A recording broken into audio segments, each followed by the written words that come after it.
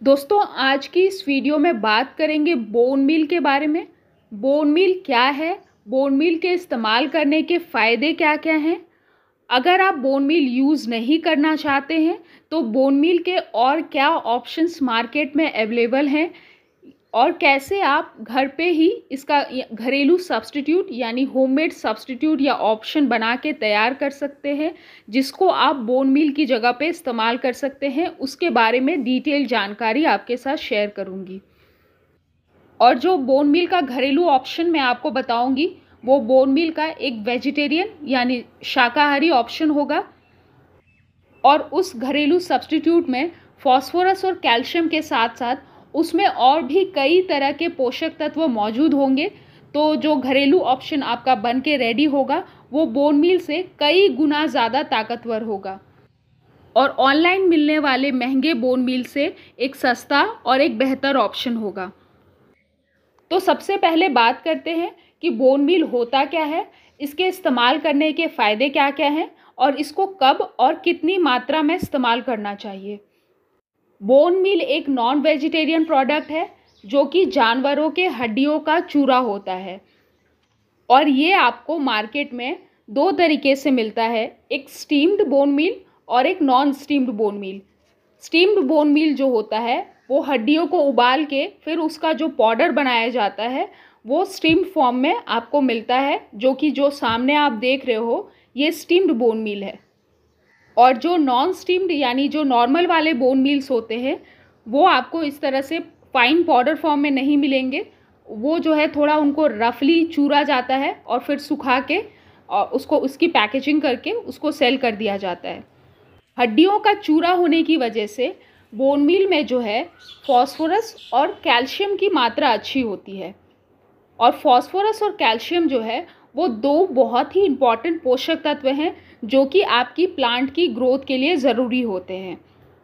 Bone meal के इस्तेमाल से पौधे की जो जड़ें हैं उसका विकास अच्छे से और तेज़ी से होता है और क्योंकि इसमें फॉस्फोरस और कैल्शियम की मात्रा है तो इस दोनों की वजह से पौधे में जो है फूलों और कलियों की संख्या बढ़ती है। साथ ही फूलों और कलियों का जो साइज़ है या फिर फलों का साइज़ आपको बड़ा मिलता है। बोन मील को अपने पौधे में इस्तेमाल करने से पहले आप ये जान लें कि बोन मील जो है वो बहुत ही ज़्यादा स्लो रिलीज़ फर्टिलाइज़र होता है। मतलब अगर आप इसको अपनी मिट्टी में डालते हैं तो अगर इस तरह से स्टीम्ड यानी पाउडर फॉर्म में अगर आप इसको यूज़ करते हैं तो ये फिर भी थोड़ा इजीली और बहुत आसानी से मिट्टी में मिक्स हो जाता है और पौधे की जड़ों के थ्रू प्लांट में पहुंचता है इसका पोषक तत्व। लेकिन अगर आप इसको जो नॉन स्टीम्ड वाले प्रोडक्ट को यूज़ करते हैं जो कि रफली पाउडर होता है यानी थोड़ा दरदरा होता है पाउडर, उसको पूरी तरह से मिट्टी में ब्रेक होने के लिए यानी कम्प्लीटली डिकम्पोज होने के लिए 4 से 5 महीने से 6 महीने तक का भी समय लग जाता है। तो इसका मतलब ये है कि बोन मील को अगर आप एक बार अपनी मिट्टी में डालते हैं तो वो बहुत ही लंबे समय तक आपकी मिट्टी में बना रहता है। इसलिए इसको बहुत जल्दी यानी बहुत फ्रीक्वेंटली जो है यूज़ नहीं करना चाहिए। अगर आप स्टीम्ड वाले बोन मील जो कि इस तरह से पाउडर फॉर्म में होते हैं उसको आप चाहें तो महीने में एक बार या 15 से 20 दिन में एक बार रिपीट कर सकते हैं। लेकिन जो नॉन स्टीम्ड वाले जो पूरी तरह से पाउडर फॉर्म में नहीं होते हैं उसको आपको 3 से 4 महीने में एक बार अपने प्लांट में इस्तेमाल करना चाहिए। अब यूज़ करने के लिए आपको पर प्लांट या पर गमला 1 से 2 चम्मच बोन मील डालकर मिट्टी के चारों तरफ आपको डालना है। उसके बाद आपको मिट्टी की अच्छे से गुड़ाई कर देनी है। या फिर आप एक और तरीके से डाल सकते हैं कि आप मिट्टी की हल्की गुड़ाई कर थोड़ा सा मिट्टी को चारों तरफ से बाहर निकाल लें और उसके बाद बोन मील को डालकर आप ऊपर से मिट्टी को कवर कर दें। और इसकी एक और ख़ास बात यह है कि आप इसको किसी भी अन्य फर्टिलाइज़र के साथ बहुत ही आसानी से इस्तेमाल कर सकते हैं। अब बोन मील का घरेलू ऑप्शन यानी होममेड सब्स्टिट्यूट बताने से पहले बात करते हैं कि मार्केट में आप मार्केट से बोन मील के जगह पे और कौन सा प्रोडक्ट जो है वो ख़रीद सकते हैं जो कि एग्जैक्टली बोन मील की तरह काम करेगा। तो बोन मील की जगह पे आप मार्केट से रॉक फॉस्फेट ले सकते हैं। रॉक फॉस्फेट जो है वो बिल्कुल बोन मील की तरह काम करता है, और बोन मील जो है, जैसे मैंने बताया कि ये नॉन वेजिटेरियन प्रोडक्ट है, वहीं रॉक फॉस्फेट पूरी तरह से वेजिटेरियन प्रोडक्ट होता है। और रॉक फॉस्फेट में भी फॉस्फोरस और कैल्शियम की मात्रा जो है वो अच्छी खासी होती है। साथ ही रॉक फॉस्फेट में बहुत सारे अन्य तरह के पोषक तत्व भी पाए जाते हैं जो कि आपकी मिट्टी को और ज़्यादा उपजाऊ भी बनाते हैं। रॉक फॉस्फेट की भी आपको इस्तेमाल करते वक्त सेम मात्रा रखनी है, 1 से 2 चम्मच पर प्लांट 20 दिन में या महीने में एक बार आपको डालना चाहिए। तो ये तो हो गए कि मार्केट से आप कौन सा ऑप्शन जो है बोन मील की जगह पे ख़रीद सकते हैं। अब बात करते हैं कि बोन मील का कौन सा घरेलू ऑप्शन आप बना के तैयार कर सकते हैं, यानी होममेड सब्स्टिट्यूट, जो कि पूरी तरह से वेजिटेरियन होगा।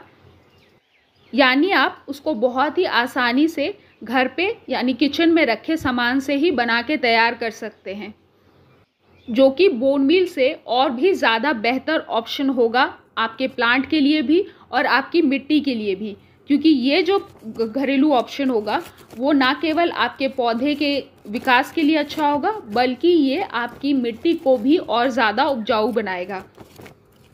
तो सबसे पहले इसको बनाने के लिए आपको लेना है सोयाबीन के दाने।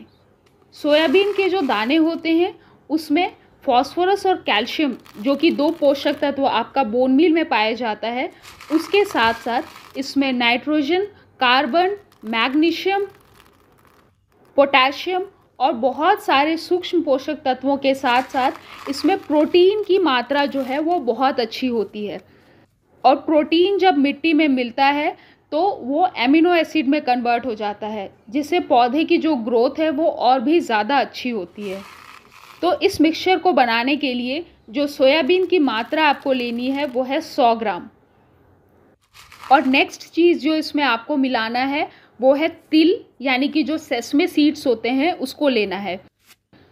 सेसमे सीड्स में नाइट्रोजन, फॉस्फोरस, पोटेशियम, कैल्शियम और भी कई तरह के पोषक तत्व इसमें पाए जाते हैं, जो कि आपकी प्लांट की ग्रोथ के लिए बहुत ही ज़्यादा ज़रूरी होते हैं। तिल का इस्तेमाल ऑर्गेनिक खेती में बहुत सालों से किया जा रहा है। जैसे तिल की जो खली है वो बिल्कुल सरसों की खली की तरह काम करता है और बहुत ही अच्छा जो है एक ऑर्गेनिक फर्टिलाइज़र आपके गार्डन के लिए होता है। लेकिन यहाँ पे आपको तिल की खली को नहीं यूज़ करना है, यहाँ पे आपको जो सफ़ेद तिल है उसको लेना है। आप चाहें, अगर आपके पास सफ़ेद तिल नहीं है तो ब्लैक जो तिल यानी काले तिल होते हैं उसका भी इस्तेमाल कर सकते हैं। दोनों में कोई डिफरेंस नहीं है, बस उसमें छिलके होते हैं, इसमें छिलके नहीं होते हैं। और तिल की भी मात्रा आपको 100 ग्राम लेनी है। अब ये जो सोयाबीन और जो तिल है, इन दोनों में फॉस्फोरस की जो मात्रा है वो अच्छी खासी है, लेकिन इन दोनों में कैल्शियम तो मौजूद है, लेकिन दोनों में कैल्शियम की मात्रा जो है वो थोड़ी कम है। तो कैल्शियम की कमी को पूरा करने के लिए आपको यूज़ करना है जो खाने वाला चूना होता है उसको। खाने वाला जो चूना है वो आप बेसिकली, जो इसका जनरल टर्म होता है वो है कैल्शियम कार्बोनेट।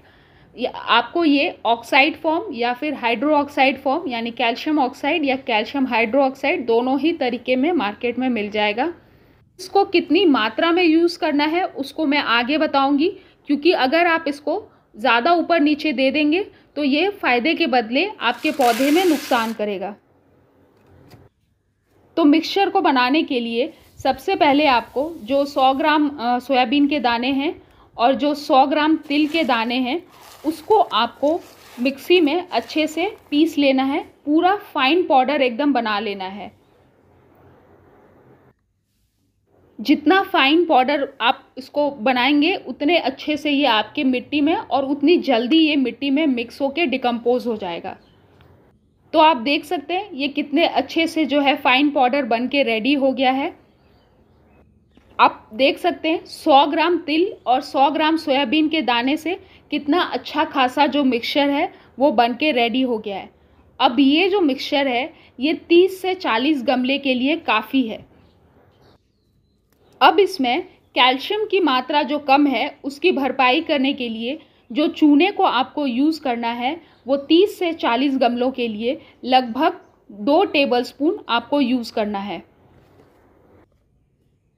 चूना आपके पर प्लांट के लिए यानी एक गमले के लिए 2 से 3 चुटकी काफ़ी होता है, इसलिए इसको यूज़ करने के टाइम आप इसकी मात्रा का ध्यान ज़रूर रखें, क्योंकि चूने में कैल्शियम की मात्रा तो होती है लेकिन ये आपके मिट्टी के पीएच को चेंज भी कर सकता है और साथ ही साथ ज़्यादा इस्तेमाल करने से इससे प्लांट बर्न भी हो सकते हैं।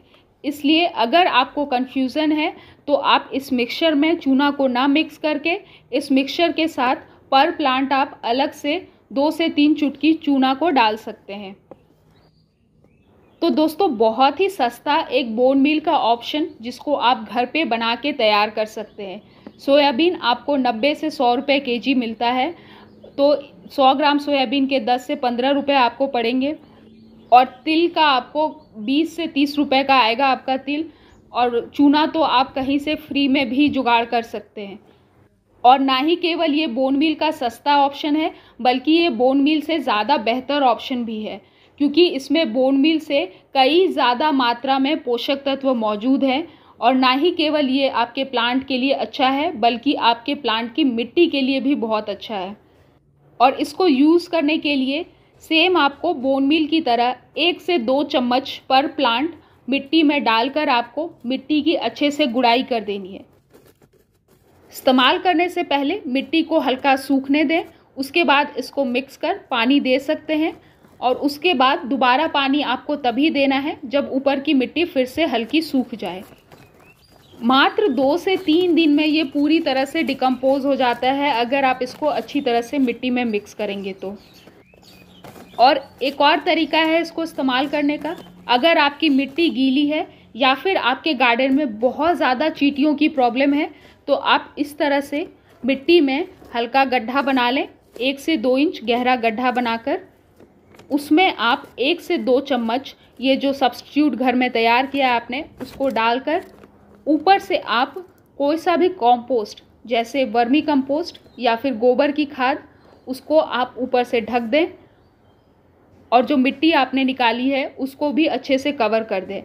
इस तरीके से और भी जल्दी ये डिकम्पोज हो जाएगा और कोई भी चींटी वगैरह की प्रॉब्लम आपके गमले में नहीं आएगी। और एक और बात मैं आपको बता दूं कि अगर मिट्टी ज़्यादा गीली रहती है तो ये जब डिकम्पोज होगा तो आपको हल्के फंगस दिख सकते हैं, लेकिन वो जो फंगस होगा वो आपके प्लांट के लिए नुकसानदायक यानी हार्मफुल नहीं होगा, वो बस ऑर्गेनिक मैटर की डिकम्पोजिशन की प्रक्रिया होगी। एक बार जब ये पूरी तरह से डिकम्पोज हो जाएगा तो वो फंगस भी आपकी मिट्टी से गायब हो जाएंगे और इसको आप हर 15 से 20 दिन में एक बार रिपीट कर सकते हैं। तो दोस्तों आप चाहें तो बोन मील का इस्तेमाल करें या फिर ये जो दोनों सब्स्टिट्यूट मैंने बताए हैं उस बोन मील की जगह पे आप इन दोनों का इस्तेमाल कर सकते हैं। उम्मीद है आज की ये वीडियो और ये जानकारी आपको पसंद आई होगी। अगर ये वीडियो आपको अच्छा लगा then please like share and subscribe my channel और कमेंट करके आप पूछ सकते हैं कोई भी क्वेरी वगैरह है तो। At last thanks for watching.